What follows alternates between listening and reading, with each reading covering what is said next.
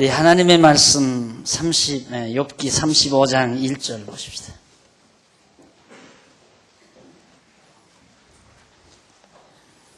욥기 35장 1절.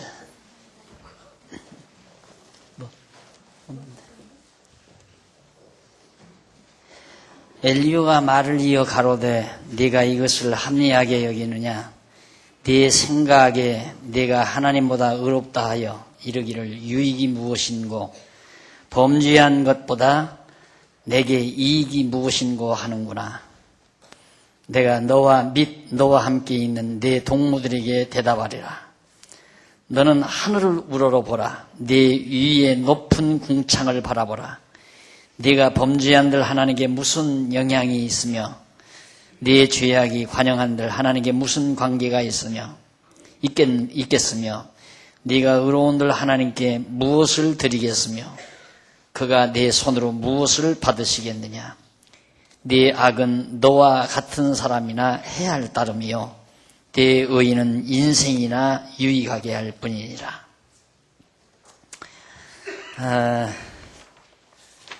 지금 계속 엘리후의 기나긴 반론이 공격이죠. 엘리후의 욥의 답변에 대한 엘리후의 반격이 계속됩니다. 우선 그가 말하는 신관, 엘리후는 하나님을 어떻게 알고 있나 하는 대목에 대한 부분입니다. 오늘은 35장 1절로 8절에서 엘리후가 그렇게 말합니다. 하나님은 욥의 행위와 무관하다는 사실을 주장합니다. 하나님이 얼마나 위대하신지 아느냐?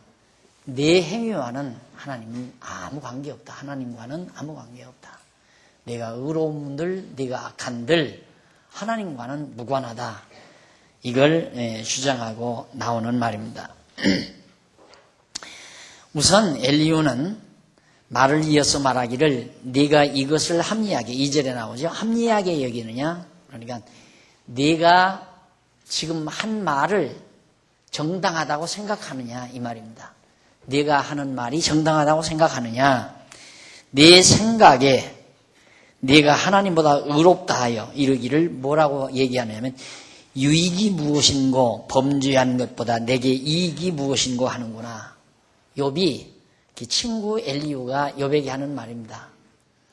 너 나에게는 아무런 유익이 없다. 나는 아무런 유익이 없다.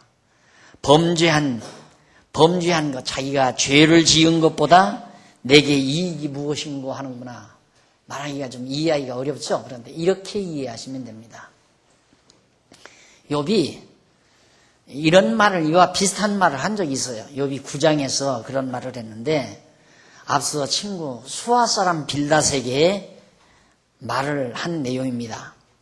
그 말은 무슨 얘기냐면 사실상 욥이 근본 원리적인 말을 한 게 아니에요. 원리적인 말을 한 게 아니라 자기가 당한 현실이 너무 급박하니까 한탄하면서 한 말을 그걸 말꼬리를 잡고 지금 엘리후가 공격해 대는 겁니다.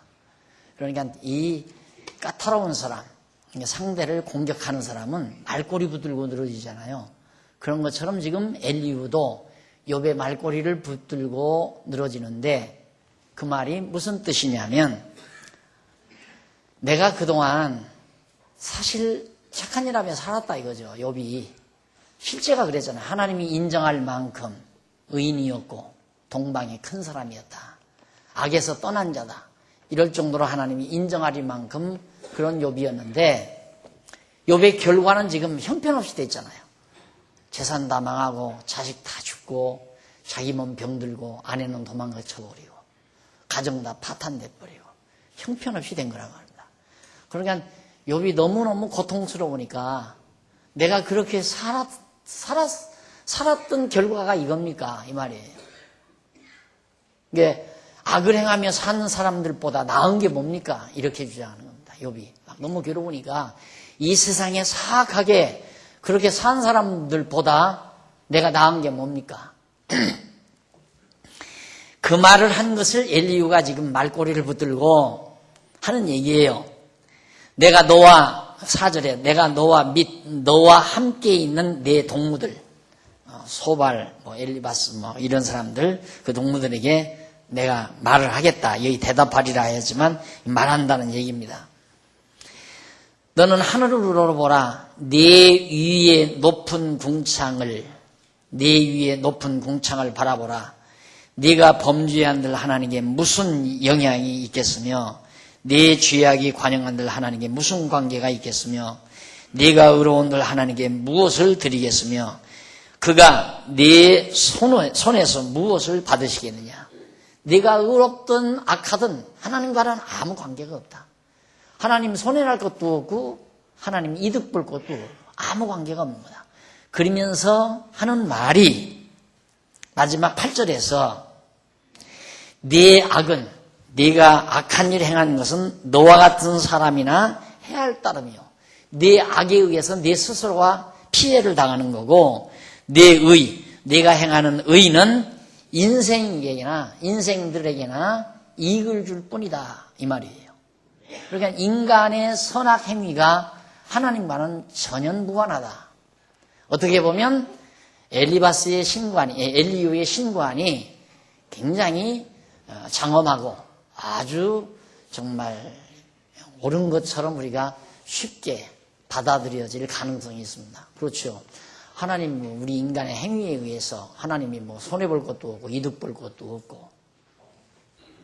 근데 여기서 여러분 말려들면 안 돼요. 제가 항상 지금 엘리바스의 이 말은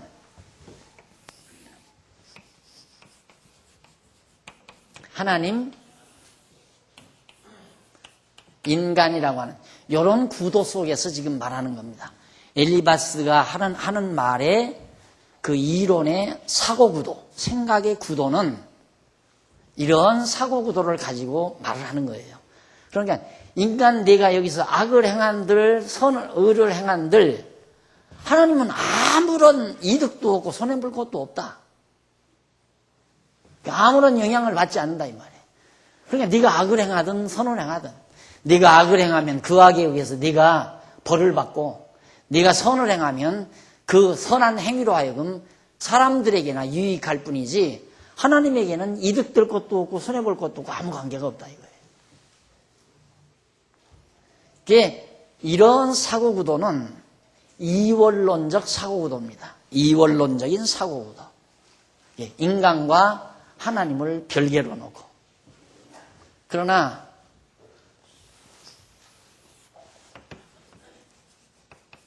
하나님, 인간, 이게 이제 우리의 사고구도예요. 우리들이 사고하는 생각의 틀. 이런 틀 속에서는 그 말이 안 통하는 거죠. 오늘 오전 시간에도 우리가 배웠지만은 인간들이 이 땅 위에 태어나서 악을 행하든 선을 행하든 그 모두가 다 하나님의 정하신 뜻에 의해서 되어진다는 얘기입니다.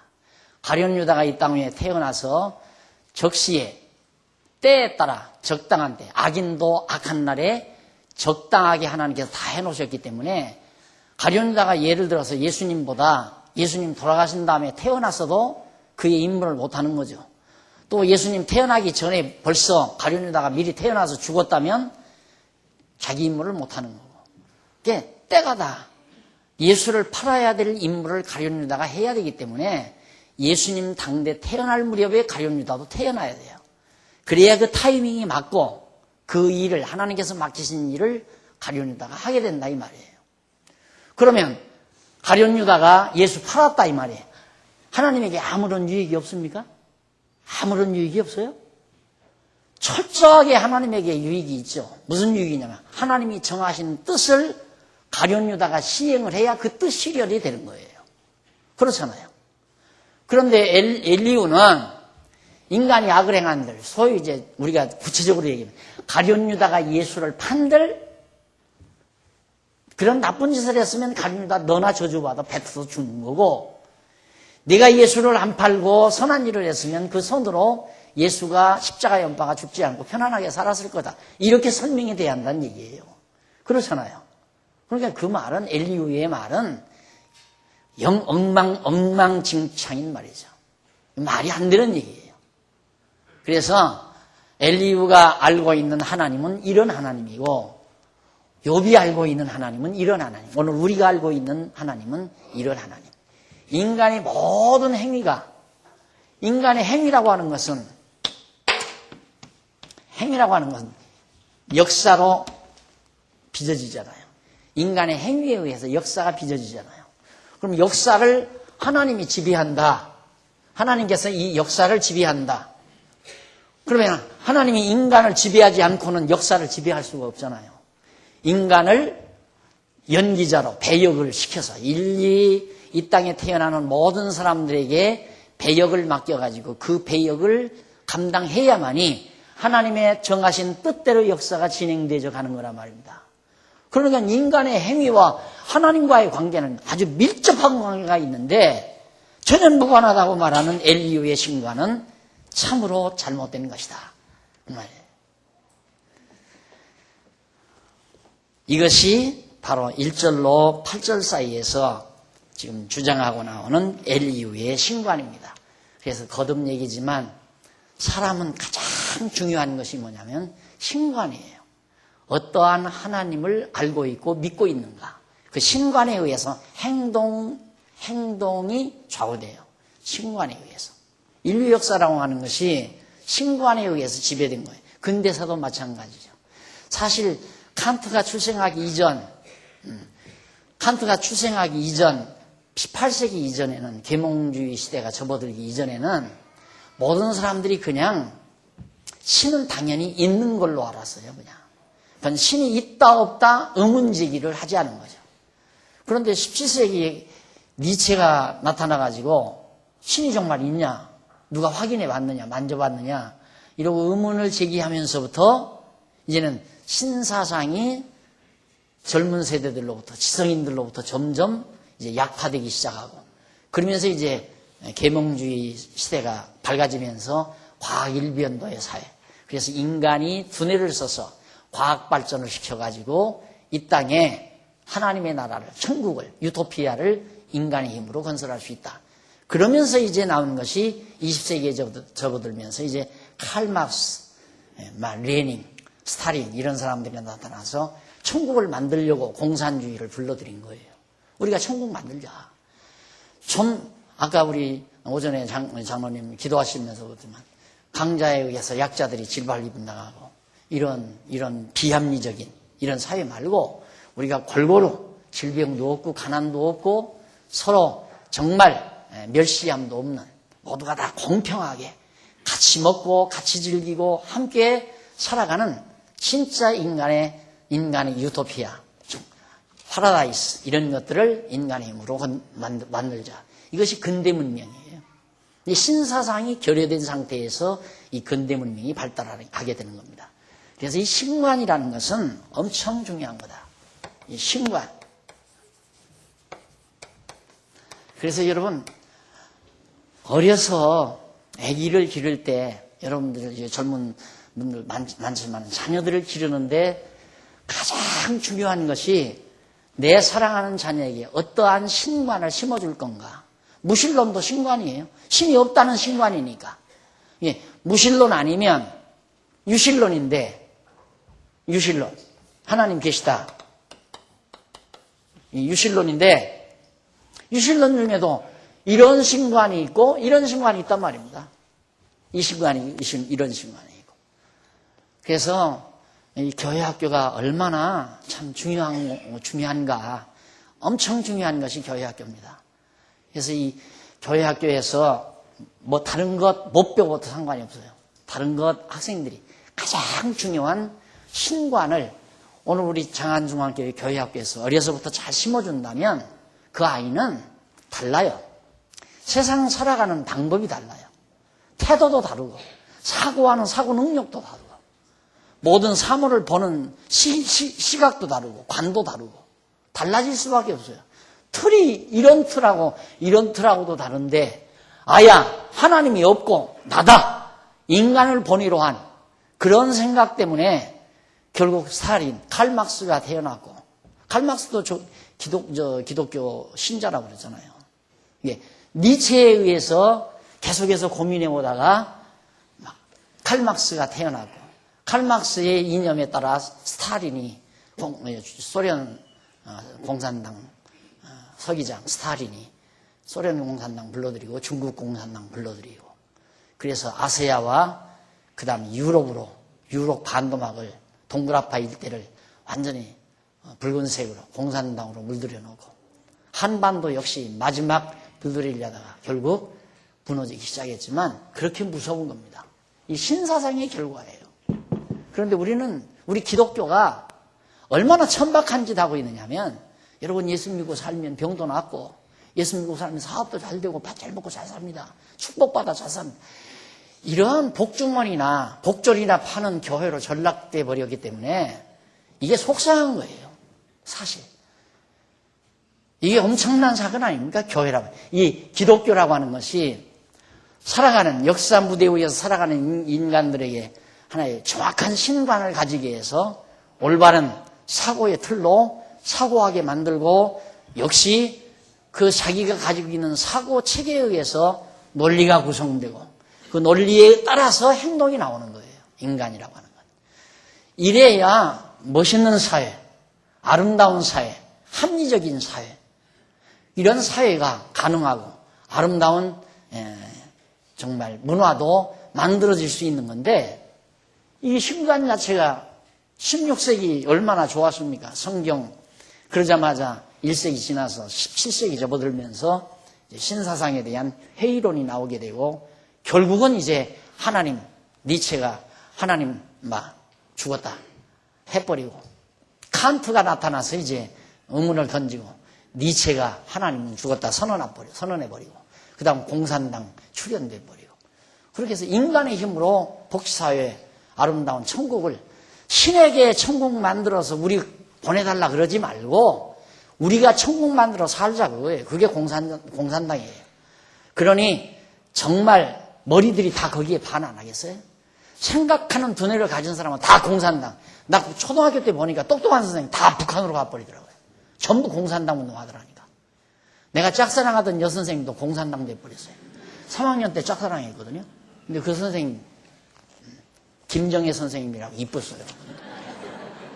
공산당 돼버렸어. 지리산으로 들어갔는지 어디로 들어갔는지. 그 여선생도 날 되게 좋아했는데. 여러분 이 신관 지금 자라는 아이들에게 무엇보다도 중요한 가장 중요한 게 신관이에요. 어려서부터 딱 제대로 심어주면 사람이 달라져요. 자, 엘리후의 신관은 매우 잘못된 신관입니다. 인간과 하나님을 별개로 놓고 네가 뭘 해서 다 그런 거 아니에요? 네가 정말 선한 일을 해서 하나님께 정말 마음에 들게 해줘라. 앞에서는 엘리후가 그런 얘기를 했단 말입니다. 네가 잘못하니까 하나님이 너를 벌 줘서 네가 망한 거다. 친구들 다 그런 얘기 했어요. 네가 이제라도 좀 회개하고 자복하고 선하게 살면 돌이키면 하나님이 너 복 주어서 다 회복시켜 줄 거다. 관계를 얘기를 했거든요. 그런데 이제 욥이 내가 사실은 이 땅에서 내가 그렇게 악하게 산 거 없다. 내 집에 사는 노예들도 내가 배고프게 한 적 없고 가난한 자를 멸시한 적 없고 고아나 과부들을 내가 천대한 적이 없다. 다 풍성하게 대우해 줬고 그 사람들을 긍휼히 여기며 살았다. 너희들이 다 아는 바 아니냐. 그러니까 친구가 있다가 야 네가 선한들 하나님께 무슨 유익이냐. 네가 악한들 하나님께 무슨 손해가 있겠느냐. 네가 악하면 그 악으로 네가 벌 받는 거고 네가 선하게 해봤댔자 사람이나 유익할 뿐이지 하나님께는 아무런 유익이 없느니라 이러고 나온다 이 말이에요. 그러나 정말 하나님은 인간을 통해서 역사를 이어가기 때문에 역사는 하나님의 정하신 뜻에 따라 역사를 빚어가신다 이 말이에요. 거기에 인간은 쓰임을 받는 겁니다. 소위 우리 인간 편에 들어올 때 악하게 쓰임받는 자들도 있고 선하게 쓰임받는 자들도 있고 그게 하나님께서 배역을 주시는 대로 그 배역을 감당함으로 하나님이 정하신 역사 무대에서 연기가 가능해지는 것이다. 그러니 여러분 어쩌면 하나님께서 우리의 하나님 믿고 하나님 경외하며 사는 이런 연기를 이런 배역을 하나님께서 우리에게 맡기셨나. 자다가도 놀랄 일 아니에요? 한없이 기쁘고 즐겁고 정말 하나님 앞에 너무 감사할 따름이고, 나에게 악역 배우를 시켰다면 내가 지금 형무소에 들어가서 전과 5범, 10범 죄수가 돼가지고 최고랑 차고 지금 형무소에서 무기징역을 살지도 모르고 징역을 살고 있을지도 모르고 사형도를 받아서 사형당했을지도 모르고. 넘어가서 35장 9절로 16절. 3402페이지에 나오는 말입니다. 중간쯤 보면 35장 9절로 16절에 욥이 하나님을 착각하고서 무지한 말을 한다고 비난을 합니다. 그러니까 엘리후가 욥 네가 하나님을 착각했다. 이렇게 하나님을 알고 있는 엘리후가 이렇게 알고 있는 욥에게 네가 하나님을 착각하고 있다. 잘 모르고 있다 이 말이에요. 그러니까 꼭 이솝의 이야기 가운데 꼬리 잘린 여우가 꼬리 달린 여우들은 병신이라고 하는 것처럼 세상은 그래요. 세상은. 9절 사람은 학대가 많음으로 부르짖으며 세력 있는 자의 팔에 눌림으로 도움을 부르짖으니 나를 지으신 하나님 곧 사람으로 밤중에 노래하게 하시며 우리를 교육하시기를 땅의 짐승에게 하심보다 더하게 하시며 우리에게 지혜 주시기를 공중의 새에게 주심보다 더하시는 이가 어디 계신가 말하는 자가 한 사람도 없구나. 엘리후가 지금 하는 말입니다. 엘리후가. 사람은 학대가 많음으로 부르짖으며 학대를 받으니까 살려달라고 고함친다 이 말. 능력 있는 세력 있는 자의 팔에 약자들이 눌리니까 나 좀 살려달라고 도와달라고 부르짖고 있는 것. 그런 이 세상의 그런 모습을 이제 엘리후가 열거하면서 나를 지으신 하나님 곧 사람으로 밤중에 노래하게 하시며 우리를 교육하시기를 땅의 짐승에게 하심보다 더하게 하시며 우리에게 지혜 주시기를 공중의 새에게 주심보다 더하시는 이가 어디 계신가 말하는 자가 한 사람도 없구나. 창조주 하나님이 사람으로 밤중에 노래하게 한다. 예, 편안한 밤을 보낼 수 있게 한다 이 말이죠. 그리고 우리를 가르치시고 그리고 짐승에게 하시는 것보다 더 우리를 짐승보다 낫게 하고 공중의 새보다도 더 낫게 하신 하나님을 누가 바로 그런 하나님이 계신가 말하는 자가 한 사람도 없다. 자기만 할 수 있지 그런 말하는 사람이 없다 이거예요. 그러니까 대단하다고 자기는 생각하는 엘리후가 세상에 이렇게 강한 자들이 약자를 누르고 정말 핍박을 당하지만 자기를 지어놓으신 창조주 하나님은 짐승보다도 공중의 새보다도 자기를 낮게 했다. 나나 이런 말하지 누가 이런 말 하겠느냐. 자기만 하나님을 똑똑히 아는 거예요. 그러면서 12절 그들이 악인의 교만을 인하여 거기서 부르짖으나 응락하는 자가 없으면 헛된 부르짖음은 하나님이 결코 듣지 아니하시며 전능자가 돌아보지 아니하심이라. 악인의 교만을 인하여 이 세상에 악한 자들이 자만해서 거기서 부르짖어요. 그러니까 교만한 인간, 세력 있는 자들에게 억눌린 자들이 막 부르짖어도 아무런 응답이 없다. 누가 도와주는 사람이 한 사람도 없다. 하나님도 안 도와준다. 왜 그렇게 그들에게 안 도와주는가? 그 까닭은 13절에 나오는 헛된 부르짖음을 헛되게 한다. 헛된 부르짖음은 하나님이 결코 듣지 아니하시며 전능자가 돌아보지 아니하심이라.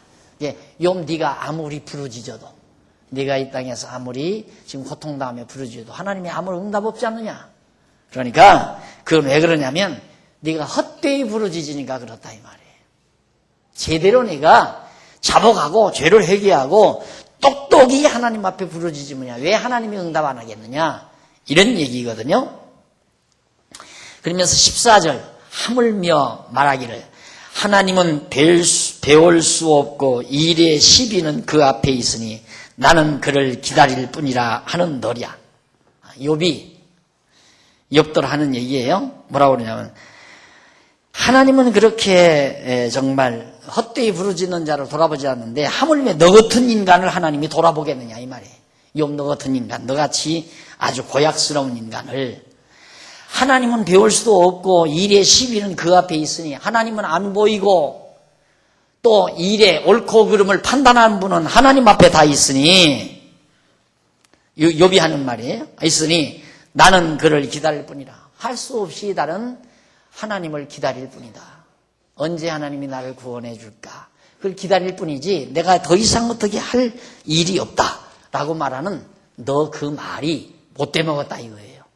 이제라도 너 철저하게 네 잘못을 회개하고 용서를 구하고 다시는 안 그런다고 하나님 앞에 서약도 하고 난 한번 좀 제발 좀 날 한번 용서해달라고 아우성치며 울부짖으며 기도하지를 않고 하나님은 뵙지도 않고 옳고 그름 판단할 자는 친구들하고 지금 나하고 시비를 벌였는데 욥하고 친구들하고 시비가 벌어졌는데 누가 옳고 누가 그른지 판단할 자는 하나님 뿐이시니까 아이고 나는 기다릴 뿐이다 이렇게 말하는 게 얄미스러운 거예요 지금 엘리후는. 그래서 너 같은 인간 하나님께서 절대 안 들어준다. 네가 아무리 부르짖어도 하나님이 너 응답 안 한다. 너 같은 인간은. 이 말이에요. 그러면서 15절 하나님이 진노하심으로 벌을 주지 아니하셨고 하나님이 진노하심으로 벌을 주지 아니하셨고 행포를 심히 살피지 아니하셨으므로 이제 너 욥이 헛되이 입을 열어 지식 없는 말을 많이 하는구나. 예, 하나님이 진노하심으로 벌을 주지 않고 하나님이 지금 벌 받아서 주들 아까 엘리후가 계속해서 친구들도 그렇지만 욥더러 넌마 나쁜 짓 하고 악하게 살았기 때문에 벌 받아서 네 재산도 다 망하고 자식도 다 죽고 네 몸에 병도 들고 아내도 도망치고 가정이 다 파산됐다. 그리고 계속 주장이 오지 않았어요. 그런데 이제 와서는 하나님이 응답하지 않는 이유는 뭔가 하나님이 진노하심으로 벌을 내게 안 줬다. 벌을 더 줘야 하는데 벌을 안 주고 그리고 행포를 심히 살피지 아니하셨으므로 욥이 네가 행동한 잘못된 행포 아주 고약스러운 행포들을 하나님이 일일이 살피지 않았기 때문에 네가 지금 입이 살아가지고 교만하고 오만방자해서 욥들 하는 얘기예요. 이제 너 욥이 헛되이 입을 열어 지식 없는 말을 많이 하는구나. 아유, 이제 하나님이나 의지하고 하나님이나 기다려야지. 저렇게 친구들이 막 공격에 와도 욥은 그렇지 않다고 하고 친구들은 그렇다고 하고 이게 양립이 쓰잖아요. 하나님은 보이지도 않고 하나님이 이제는 판단은 하나님이 하셔야 되는데 누가 옳고 그런지 하나님이 판단도 안 하고 이제는 하나님께 기다릴 뿐이다. 욥이 그렇게 말한 것에 대해서 아주 괘씸하게 생각하는 거예요. 엘리후가. 너 하나님이 너한테 진노를 덜 하시고 내 행포를 하나님이 다 안 살피니까 네가 지금 입이 살아서 저주를 더 받았으면 입도 돌아가지고 말도 못해야 된다. 이거지 쉽게 말하면. 더 잔인하게 너는 저주를 받았어야 되는데 그래도 입이 살아서 네가 지금 그따운 말을 하고 있다. 지식 없는 말, 무지한 말을 하고 있다라고 비난을 퍼부어대는 내용이 바로 16절에 나옵니다. 자, 이런 장면을 보면 마치 예수님께서 억울하게 골고다 언덕에서 정말 또 재판을 받을 때 불안당들에게 끌려가가지고 예수님은 억지로 죄인이 되잖아요. 야, 네가 정말 그리스도이든 십자가에서 한번 내려와 봐라 이러기도 하고 그 다음 뺨을 때리기도 하고 침을 뱉기도 하고 그래서 온갖 수모를 다 예수님께서 겪죠. 욥이 마치 억울하게 애매히 지금 이런 순환을 당하는 것을 우리가 여기서 엿볼 수 있습니다. 그리스도 순환에 대한 한 예표라고 그랬죠. 욥기가. 그 다음 넘어가 36장 넘어갑니다. 36장 1절로 4절에 보면 엘리후는 욥에게 자기의 신지식이 완벽하다고 주장합니다. 이렇게 알고 있으면서 자기 신지식이 완벽하대요. 너는 지금 잘 모르고 있다, 하나님을. 그러니 여러분 정말 이 하나님에 대한 신지식은 아주 예리하게 분별을 해야 돼요. 예리하게. 무조건 유실론 한다고 해서 똑같은 하나님이라고 생각하면 안 돼. 이런 식으로 하나님을 알면 완전히 인본주의적인 신관이에요. 필요한 때는 끌어오고 필요 없으면 내보내고 자기가 다 하면서 하나님 나 도와주십시오. 여기는 도우미. 하나님은 도우미고 자기는 주연이고. 이건 엑스트라. 주연, 자기는 주연이고 하나님은 이제 배후에 나와서 도우미 역할을 하는 자. 대가 그렇게 알고 있잖아요. 하나님 날 좀 도와주십시오. 이거 해야 됩니다. 이거 해야 됩니다. 하나님 꼭 이루어져야 됩니다. 자기 마음대로 하는데 하나님이 좀 날 좀 내 힘이 모자라니까 도와달라 이거예요. 그렇게 안 믿는 사람 어디 있어요? 일반적인 교회들. 다 그렇게 알고 있죠. 전부 다 그렇게 또 가르치고 있고. 부르짖어라 이 말이에요. 그럼 하나님이 들어준다. 도와달라고 하나님 앞에 엎드려라. 그럼 하나님이 도와주신다. 우리는 그거 아니잖아요. 하나님이 정하신 뜻대로 해 가시니까 불평불만하지 말고 그 뜻에 순응하면서 하나님 앞에 범사에 되어지는 일대로 다 긍정적으로 생각하면서 범사에 감사하고 살아라. 이거 아니에요? 내 고집대로 살려고 하지 말고 하나님께서 하게 하시는 대로 하나님이 되게 하시는 대로 모든 일에 감사하며 살아라. 이게 이제 우리가 알고 있는 하나님이에요. 자, 엘리후가 말을 이어 가로되 1절 나를 잠깐 용납하라. 내가 내게 보이리니 엘리후가 자기 말을 좀 잘 들으라 이 말이에요. 내가 내게 보여주겠다. 이는 내가 하나님을 위하여 오히려 할 말이 있습니다. 자기가 하나님을 위해서 할 말이 있는데 3절 내가 먼 데서 지식을 취하고 나를 지으신 자에게 의를 돌려보내리라. 진실로 내 말이 거짓이 아니라 지식이 구비한 자가 너와 함께 있느니라. 아주 하나님에 대한 지식을 또 그리고 모든 만사 만물에 대한 지식을 구비한 엘리후가 욥 4개 지금 있다. 그러니까 내 말 듣고 자기를 선생이라고 생각하고 자기 말 듣고 욥더러 포기하라 이 말이에요. 토론에서 손들어라 이 말이에요. 내가 완벽하다. 내 지식이. 내가 하나님으로부터 여기 지식을 어디서 얻었느냐면 내가 먼 데서 지식을 취하고 나를 지으신 자에게 의를 돌려보내리라. 정말 어렵게 지식을 내가 얻었다. 여기서 이제 지식이 구비된 자란 말 있죠. 지식이 구비된 자. 거기 나오죠. 지식이 구비된 자가 너와 함께 있다. 근데 그 중간에 보면 히브리어 나옵니다. 데밈데오트. 히브리어로라고 나오는데 이는 부족함이 없는 지고한 지식이나 지혜가 구비된 자를 뜻합니다. 아주 완벽하게 아주 지고한 아주 숭고한 지식인 대단한 자기 자신이 그만큼 석학이다 이 말이에요.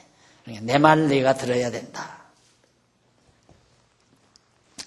5절 봅니다. 넘어가서 5절로 16절 보면 엘리후가 욥에게 뭐라고 그러냐면 하나님의 사역에 대한 견해를 역설합니다. 하나님이 하시는 일을 엘리후가 하나하나 역설을 하는데 뭐라고 역설하는지 한번 보십시다. 5절 하나님은 전능하시나 아무도 멸시치 아니하시며 그 지능이 무궁하사 악인을 살려두지 않으시며 고난받는 자를 위하여 신원하시며 그 눈을 의인에게 돌리지 아니하시고 의인에게서 돌이키지 아니하시고 그를 왕과 함께 영원히 위에 앉히사 존귀하게 하시며 혹시 그들이 누설에 매이거나 환난의 줄에 얽혔으면 그들의 소행과 허물을 보이사 그 교만한 행위를 알게 하시고 그들의 귀를 열어 교훈을 듣게 하시며 명하여 죄악에서 돌아오게 하시나니 만일 그들이 청종하여 섬기면 형통이 나를 보내며 즐거이 해를 지낼 것이요 만일 그들이 청종치 아니하면 칼에 망하며 지식 없이 죽을 것이니라. 12절까지 똑같은 얘기죠. 똑같은 얘기. 너 죄지면 망하고 돌이키면, 하나님께 돌이키면 하나님께서 잘 보호해 주신다. 그런 얘기거든요. 그러니까 하나님은 아무도 멸시치 못한다. 그 지능이 아주 무궁하다. 악인을 살려두는 법이 없다. 고난받는 자를 하나님은 신원해 주시고. 그러니까 악인은 다 멸한다. 그리고 고난당하는 자는 하나님이 긍휼히 여기서 돌봐주신다.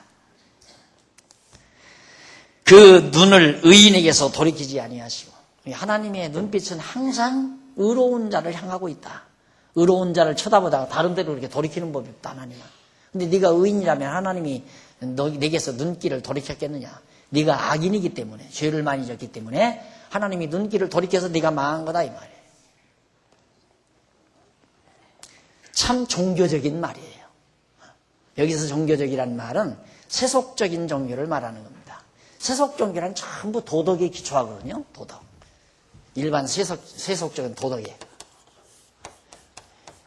이것이 먹혀 들어가는 거예요. 인간에게 이 대중을 이끌어가려면 도덕의 기초를 두고 이끌어가야 돼요. 그래야 대중을 움직일 수 있어요. 이게 대중종교, 이것은 도덕의 기초를 두는 거예요. 기독교도 그러니까 대중종교로 지금 다 탈락하잖아요. 도덕적인 종교가 훨씬 호응도가 높아요. 예를 들면 로만 캐토릭 같은 철저히 도덕적 기초. 로만 캐토릭만이 아니에요. 요즘엔 개신교까지라도 거의 도덕의 기초를 두고 이제 설파를 하니까. 근데 당신은 선하게 살아야 신이 돌본다. 하나님이 돌봐준다. 악하게 살면 벌 준다. 이거거든요. 그러니까 요즘 이제 중하고 목사하고 신부하고 다 만나요. 우리 다 같다 이거야. 같다. 그래서 목표는 같지만 여기 다 우리가 이 땅에서 선하게 다 아름답게 살자는 거 아니냐, 종교는. 다만 등산길, 관악산 등산 가보니까요, 오르는 길이 여러 개더라고요. 올라가다 보니까 경로길이라고 있는데 쳐다만 봐도 기분이 나쁜데 그 길로 가더라니까. 이리도 가고 이리로도 가고 일로로도 가고. 그러니까 이건 기독교고 불교고 유교고 천주교고 다 똑같다. 가서 가면 다 같이 만난다. 그렇지. 모두가 다 그렇게 생각하죠. 그걸 대중종교, 사회학적 종교라고 말할 수 있어요. 그런 종교는 도덕의 기초를 두고 나가야 돼요. 이게 엘리유가 말하는 것도 지금 도덕의 기초를 두고 하는 얘기거든요. 그래서 혹시 그들이 누설에 매이거나 다시 그 눈을 악인에게서 돌이키지 아니하시고 그를 왕과 함께 아주 존귀케 한다. 항상 그 의인은 왕과 함께 영원히 위에 앉히사 존귀하게 하신다. 아주 왕의 위치에 앉아서 왕과 친구해서 그렇게 부귀영화를 누리고 권좌를 누리고 살게 한다. 그러니까 의인 아니면 왕이 안 되는 거예요. 의인 아니면. 그러면 다 이 땅에서 벼슬 하고 다 권력 가진 사람들 다 의인이겠네요. 하나님이 보실 때 다 의인이 그렇게.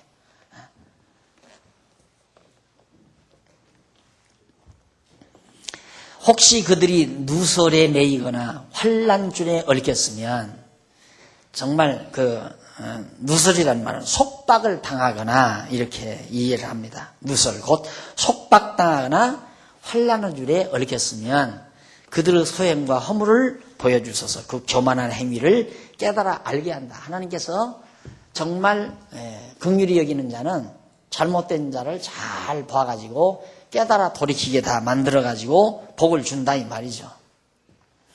그들의 귀를 열어 교훈을 듣게 하시며 명하여 죄악에서 돌아오게 하신다. 그러니까 요봐, 너 지금 하나님께서 나를 통해 나 지혜자인 나를 통해서 너를 권면하니까 이제라도 네가 정말 돌이키면 정말 하나님의 은총을 입는 거고 안 돌이키면 너는 저주받아 죽는다 이 말이에요. 쉽게 말하면.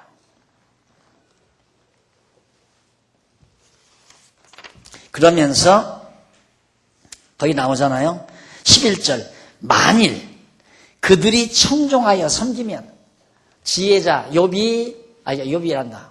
엘리후 자기가 지혜자니까 자기 말을 듣고 깨닫고 돌이켜 하나님을 섬기고 하나님 앞에 돌아오면 형통이 나를 보내며 즐거이 해를 지낼 것이요 만사 형통하게 정말 부귀영화를 누리며 편안하게 세상을 살아갈 것이요 만일 그들이 청종치 아니하면 칼에 망하며 지식 없이 죽을 것입니다. 그러니까 이런 입장에서는 망하고 흥하는 것이 인간의 의지에 달려 있어요. 인간에게.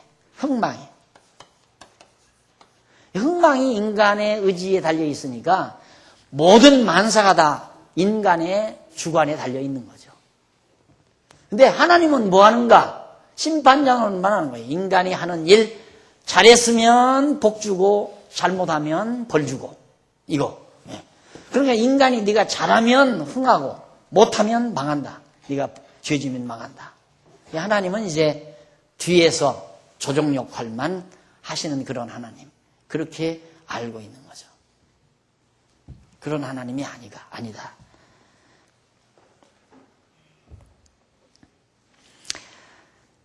만일 13절 마음이 사고한 자들은 분노를 쌓으며 하나님께 속박을 받을지라도 도우심을 구하지 아니하나니. 욥이 지금 하나님께 살려달라고 아우성치는 게 아니라 하나님 이제 기다리셔야지.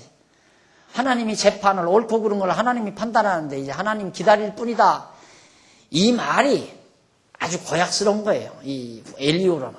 그러니까 하나님께 그렇게 구하지 않고 도움을 구하지 않는 그런 인간은 어떻게? 하나님께 속박을 받을지라. 하나님께 그냥 완전히 더 고통을 많이 받아야 된다. 이 말이죠. 그들은 젊어서 죽으며 그렇게 교만하게 하나님께 구하지 않고 용서해달라고 살려달라고 아우성치지 않는 그런 사람들은 젊어서 죽으며 그 생명이 남창과 함께 망하려니와. 남창은 범죄자를 말합니다. 성적으로 범죄하는 자. 남창.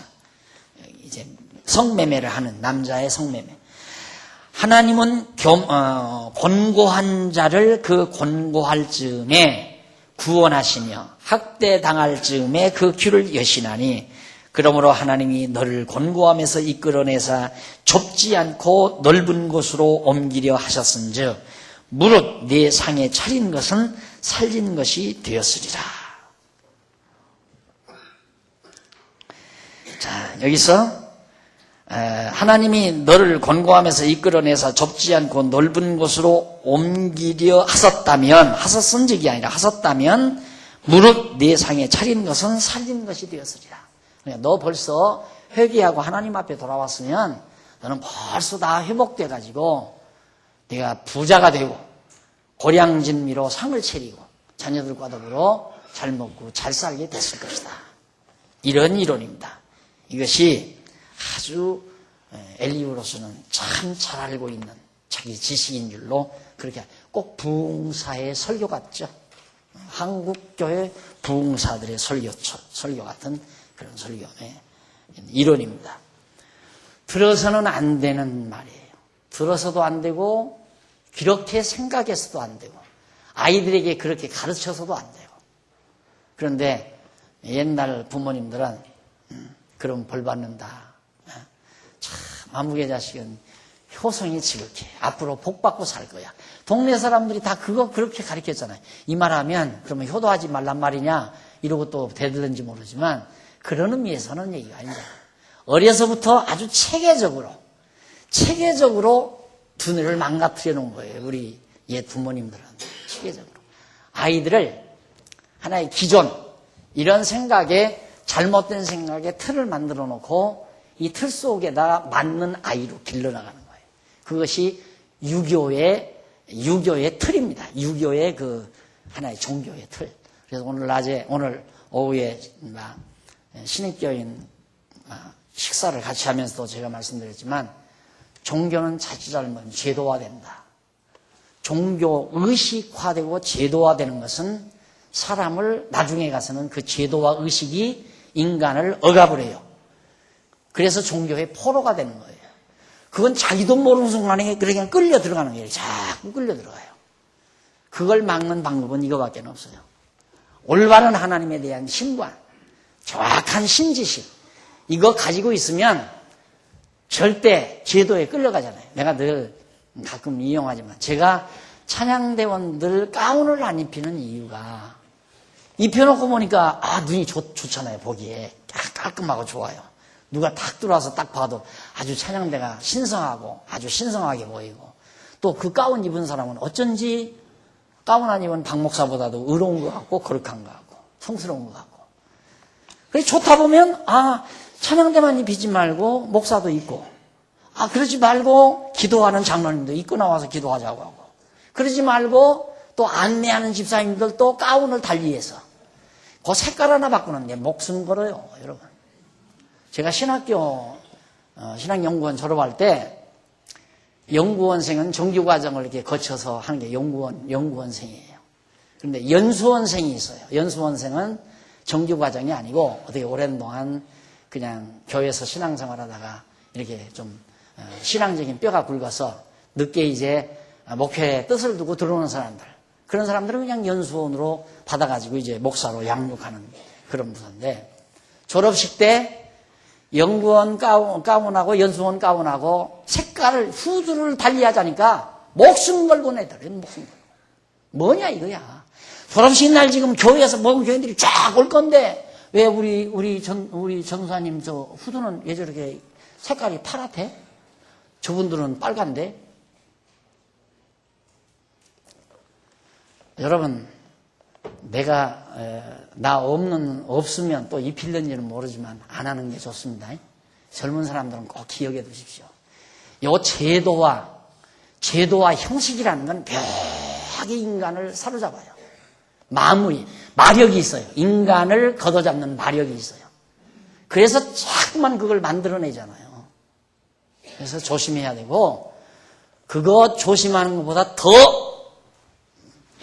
수준 높은 게 뭐냐면, 정확한 신관을 가지고 있으면 하면 어떠고 안 하면 어때요?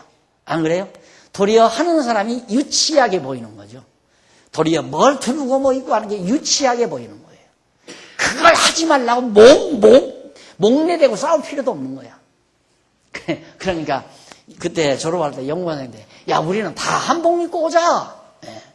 왜 연구원생들이야 다 학교 졸업하면서 가운도 입어보고 다 했잖아요. 사각모도 써보고 했으니까, 야, 우리는 그냥 그날 한복 입고 오자. 여러분, 어디 지방신학에는 우리 여기서도 자꾸 학교를 하라고, 신학교를 하라 이거예요. 신학교 하죠, 하기야. 그런데 있는지 없는지 모르지. 지금 이게 신학이에요. 다 이게 그냥 공부하는 거예요. 우리 교회가 이게 학교예요. 그냥 학교. 공부 열심히 하면 돼요. 그런데 훨씬 여기 졸업식 때, 우리 로고스 신학원 졸업식 때 사과 한번 딱 씹어서 총회에서 목사님들 놀러오고 딱 세워놓고 사진 찍고 졸업증 해놓고 졸업회 해서 이렇게 써놓고 나눠주고 하면 진짜 뭐 되는 줄 알고 다 그렇게 하죠. 내가 아주 신물이라는 사람이라 안 하잖아요. 안 하는데 노예로 넘어가니까 요즘 이렇게 만들어서 하고 졸업식도 하고 그러더라. 난 졸업식도 안 했어요. 졸업식이 무슨 의미 필요가 있어요, 이거. 내가 강조하는 건 이거예요. 두뇌. 이걸 간직하고 있으면 참으로 자유스러운 거예요. 가운으로부터도 자유스럽고, 제도로부터도 자유스럽고, 형식으로부터도 자유스럽고, 자유함이 있는 거예요. 근데 정말 인간이 얼마나 나약한 존재인가를 알 수가 있는 겁니다. 그래서 정말 하나님 앞에서 오늘 우리가 솔직하고 하나님 앞에서 내 모습을 정확하게 발견하면 그러한 잘못된 유교처럼 어떤 형식을 만들어 놓고 그 속에다가 꽂아 넣어서 만들어가는 그런 일에 내가 말려들지 않는다. 그러니까 당돌하게 목회하는 목사가 하기 싫으면 하고 싶으면 말고, 돈 연보도 내고 싶으면 내고 내기 싫으면 말고, 이 말을 하지 죽으려고, 남들이 들으면 죽으려고 장이 바뀌었다 이거야. 저 목사 죽으려고 장이 바뀌었다. 내라고 공갈 협박을 줘도 안 내는 방국에 내기 싫으면 내지 말라면 누가 돈을 내겠어요? 누가 돈을 내느냐 이 말이에요. 그래도 하잖아요. 내기 싫으면 내지 말라고. 하기 싫으면 하지 말고. 왜 하느냐면 여러분 정말 깨닫고 이것이 값진 일이다 생각하면 하란다고 해요? 하지 말란다고 안 하고? 그걸 믿으니까 그 말을 당돌하게 하는 거예요. 누가 여기서 하란다고 할 사람도 어디 있어요? 아침에 어느 어느 분이 그래요. 내년도에는 좀 강조를 해서, 연보 강조를 해서, 강조 온다고 나오나요? 말짱 쓸데없는 거예요. 강조 온다고 안 나옵니다. 강조할 것도 없고, 도리어 하기 싫으면 하지 말라는 말을 또 한 번 더 하는 게 낫지. 안 그래요? 하고 싶은 사람들끼리 하고 사는 거예요. 안 그래? 하고 싶은 사람들끼리 하고, 하기 싫으면 그만두고. 그게 자유함이에요, 여러분. 그래서 여러분 절대 종교의 제도에 매이거나 형식에 말려들면 안 됩니다. 그래서 가운을 안 입히는 거야. 나도 가운을 안 입는 거야. 나는 정말 창피해서 못 입는 거죠, 창피해서. 그 입으라고 해도 창피해서. 처음에 목사 한 수 받을 때 그거 안 가지면 목사 한 수를 안 해준대요. 그러니 교회는 개척해 놨는데 목사 한 수를 안 해주면 목회 못 하잖아요. 그러니까 여정도에서 그때 가운을 한번 해주더라고요. 비싸도 그 어려울 때 교인도 얼마 안 되는데 그걸 딱 한 번 입고 그래도 그거 여정도에 상관이니까 잘 보관을 했어야 하는데 미안해요. 지금 생각하면 누가 가져가 버렸어? 한 번도 그 뒤 입어본 적이 없어. 근데 누가 그러더라고요. 어느 젊은이가 그렇게 가르치고 그렇게 양육을 했는데도 결혼하면서 신랑 될 사람이 한 번 찾아왔어요. 밤늦게 와서 목사님 왜? 그러니까 부탁이 하나 있습니다. 뭔 부탁? 제가 언제 결혼하잖아요. 며칠이다 결혼하잖아요. 하지. 내가 그때 주례해 줄 거 아니야. 그러니까 주례해 주는데요. 꼭 부탁이 하나 있어요. 그게 뭐냐니까. 그때 주례 때 가운 좀 입어주실 수 없어요? 나 가운 없다고 안 입어줬어요. 가운 없는데 뭐 도둑맞고 없는데 뭐 어떻게 입어요? 그만합시다.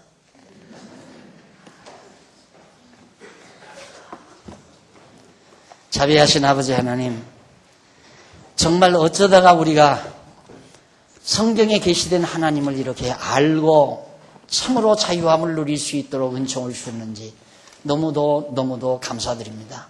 하나님 아버지, 이제 자라나는 우리 후대들이 있습니다. 저 어린 것들에게 올바른 하나님 알게 할 수 있도록 우리 간절한 소원을 주신 거 감사합니다. 하나님 아버지요, 이 소원 하나님이 우리에게 주셨사오니 이 소원을 이루어 주실 분도 하나님밖에 없는 줄 압니다. 이제 우리 장안중앙교회 이곳을 통해서 자라나는 어린 영혼들이 올바른 하나님을 바로 깨닫고 당당하게 이 거친 세상 이겨 승리하는 귀한 하나님의 자녀들로 승리할 수 있도록 역사해 주시옵소서. 예수님 이름으로 기도드립니다. 아멘.